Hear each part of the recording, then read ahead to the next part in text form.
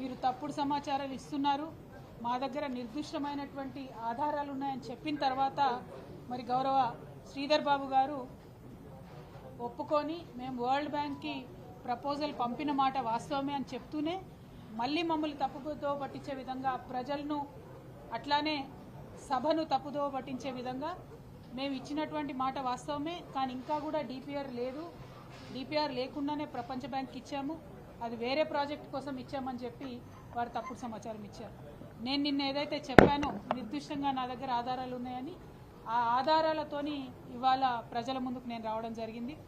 ఇవాళ మన ముఖ్యమంత్రి రేవంత్ రెడ్డి గారు మరి పెద్ద ఎత్తున తెలంగాణను ప్రపంచ బ్యాంకుకు తాకట్టు పెట్టేటటువంటి ప్రయత్నం చేస్తూ ఉన్నారు. గత 10 సంవత్సరాలలో ఎన్నడూ కూడా బీఆర్ఎస్ ప్రభుత్వం ప్రపంచ బ్యాంకు నుంచి రుణాన్ని తీసుకునే ప్రయత్నం చేయలేదు.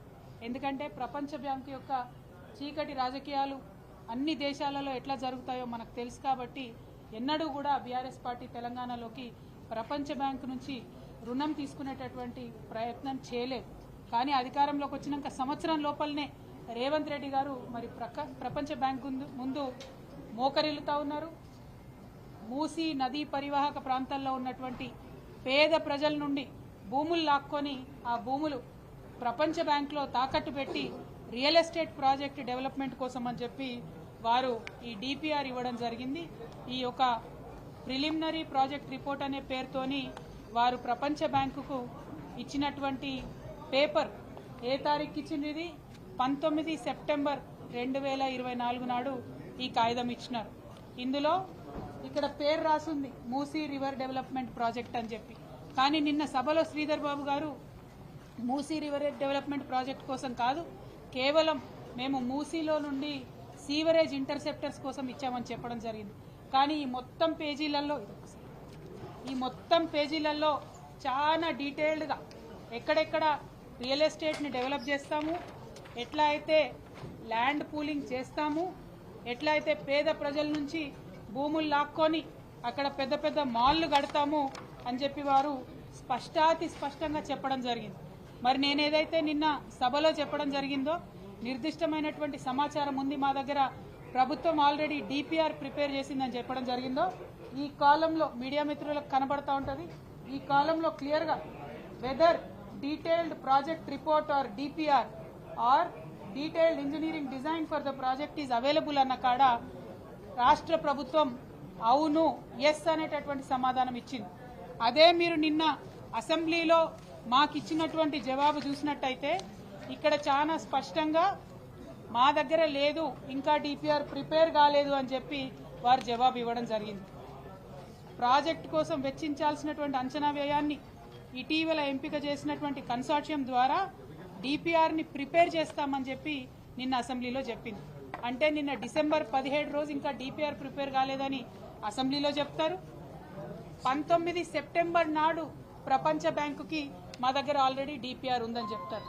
ఇంకా గమ్మత్ ఏంటంటే ఈ 19 సెప్టెంబర్ నాడు డిపిఆర్ ఉంది అని చెప్పిన తర్వాత నెల తర్వాత 4 అక్టోబర్ దాదాపు 20 రోజుల తర్వాత అక్టోబర్ 4వ తారీఖు నాడు 160 కోట్లు ఇచ్చి ఆ కన్సార్షియం ఏదైతే ఉందో మ్యాన్హాట్ కన్సల్టెన్సీస్, అట్లానే Cushman and Wakefield India private limited, అట్లానే RIOS design studios private limited, ఈ ముగ్గురు కలిసినటువంటి సిండికేట్కి మూసీ ప్రాజెక్టు డిపిఆర్ ప్రిపేర్ చేయడం కోసం అక్టోబర్లో మరి డబ్బులు రిలీజ్ చేసి, సెప్టెంబర్లోనేమో ఆల్రెడీ డిపిఆర్ ఉందంటారు మూసీ ప్రాజెక్ట్కి, అక్టోబర్లోనేమో డిపిఆర్ ప్రిపేర్ చేసేటటువంటి సంస్థకు డబ్బులు రిలీజ్ చేస్తారు.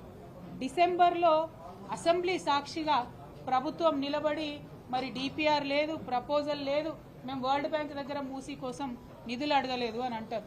మరి ఇది ఎందుకోసం? నేను గౌరవ ముఖ్యమంత్రి గారిని ఇవాళ అసెంబ్లీ వేదికగా ప్రశ్నిస్తా ఉన్నాను. మీరు ఎందుకోసం అబద్ధం చెప్తున్నారు? ఎవరి కోసం అబద్ధం చెప్తున్నారు?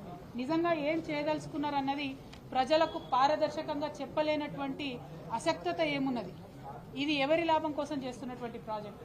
55 కిలోమీటర్లు మూసీ పరివాహక ప్రాంతంలో 10,000 కోట్లతో బ్రిడ్జి కడతామని చెప్తున్నారు. దాదాపు 16,000 ఇండ్లను ఇప్పటికే మూసీ పరివాహక ప్రాంతంలో మీరు మార్కింగ్ చేసి పెట్టినారు. వాటి మీదకి ఇవాళ బుల్డోజర్లు పంపుతారా, రేపు బుల్డోజర్లు పంపుతారా? అర్థం కానటువంటి ఒక భయానక స్థితి అక్కడ ప్రజల్లో ఉన్నది. మరి ఇప్పటికన్నా మీరు ప్రజలకు స్పష్టత ఇవ్వండి. ఈ ఇండ్లను తీసేస్తామని చెప్పండి. తీసేసిన ఇండ్లకు ఎక్కడ ప్రత్యామ్నాయం ఇస్తారో చెప్పండి. రీహాబిలిటేషన్ ఎట్లా చేస్తారో చెప్పండి. పోనీ రేపు వచ్చేటటువంటి రియల్ ఎస్టేట్ డెవలప్మెంట్లో ప్రజలకు ఏమొస్తుందో చెప్పండి. దీనివల్ల రాష్ట్రానికి ఏం లాభమో చెప్పండి. ఇవి చెప్పకుండా దాసిపెట్టి దాపరికంగా ఎందుకు ఇట్లా వ్యవహారం ప్రభుత్వం చేస్తుందని మేము స్పష్టంగా ప్రశ్నిస్తూ ఉన్నాం. ఒక్క మూసీ విషయంలోనే కాదు, ఒక పేద ప్రజల విషయంలోనే కాదు, తెలంగాణ అస్తిత్వానికి సంబంధించి చేసేటటువంటి దాడిలో తెలంగాణ తల్లి విగ్రహం తయారు చేస్తే సంవత్సర కాలం పాటు ఎవ్వరికి తెలియదు ఎట్లా ఉంటుందో. వాళ్ళు తెలంగాణ తల్లి పేరుతోని కాంగ్రెస్ మాత విగ్రహం తయారు చేస్తారు. అట్లనే అనేక అంశాలలో చెప్పేదొకటి చేసేదొకటి. ఈ ప్రభుత్వ వైఖరిని మేము ఖండిస్తూ ఉన్నాం. మీరు పర్టికులర్గా మూసీ విషయంలో ప్రభుత్వం స్పష్టమైనటువంటి జవాబుతో అసెంబ్లీకి వచ్చి మాకు ఆన్సర్ ఇవ్వాల్సినటువంటి అవసరం ఉంది. నా దగ్గర ఉన్నటువంటి ఆధారాలు మీకు నేను ఇవ్వడం జరిగింది. మీరు కిషన్ రెడ్డి గారికి రాసినటువంటి ఉత్తరంలో కూడా చాలా స్పష్టంగా Musi river front development project అని చెప్పి 14,000 కోట్లు అడిగినరు. ఈ కాపీని కూడా నేను మీడియా మిత్రులకు ఇస్తా ఉన్నాను. మీరు కేంద్ర ప్రభుత్వానికి ఒక మాట, ప్రపంచ బ్యాంకుకు ఒక మాట, అసెంబ్లీలో ఒక మాట, పేద ప్రజలకు ఒక మాట ఎట్లా చెప్తారు? ఇది కరెక్ట్ కాదు, స్పష్టత ఇవ్వాలి ఈ విషయంలో అని చెప్పి మేము ప్రభుత్వాన్ని డిమాండ్ చేస్తూ ఉన్నాం. స్పష్టత వచ్చే వరకు పోరాడతాం, పేద ప్రజల పక్షాన పోరాడతాం. Thank you. జై తెలంగాణ, జై కేసీఆర్. ఇంకా డిపిఆర్ కూడా తయారు కాలేదు, దాన్ని కూడా మీరు ఆధారాలు చూపెడుతున్నారు, వాళ్ళేమో డిపిఆర్ కూడా లేదంటున్నారు. ఎగ్జాక్ట్లీ నేనేమంటున్నా, డిపిఆర్ ఉంది అని ప్రపంచ బ్యాంకుకి ఇచ్చిన అప్లికేషన్లో సెప్టెంబర్ 19 నాడే ఈ ప్రభుత్వం ఒప్పుకున్నది. ఆ తర్వాత అక్టోబర్లో మరి ఎందుకో కన్సల్టెంట్స్ని పెట్టుకున్నారు. ఆ తర్వాత డిసెంబర్లో వచ్చి అసెంబ్లీలో అబద్ధం చెప్తా ఉన్నారు. డిపిఆర్ ఉన్నదనడానికి సాక్ష్యం నేను మీకు ఇస్తా ఉన్నాను మీడియా మిత్రులకి.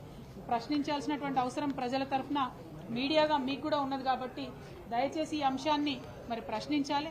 ప్రభుత్వం మనకు అబద్ధం చెప్పాల్సినటువంటి అవసరం ఏముందన్నది కూడా ఇప్పుడు మేము డిమాండ్ చేస్తూ ఉన్నాం.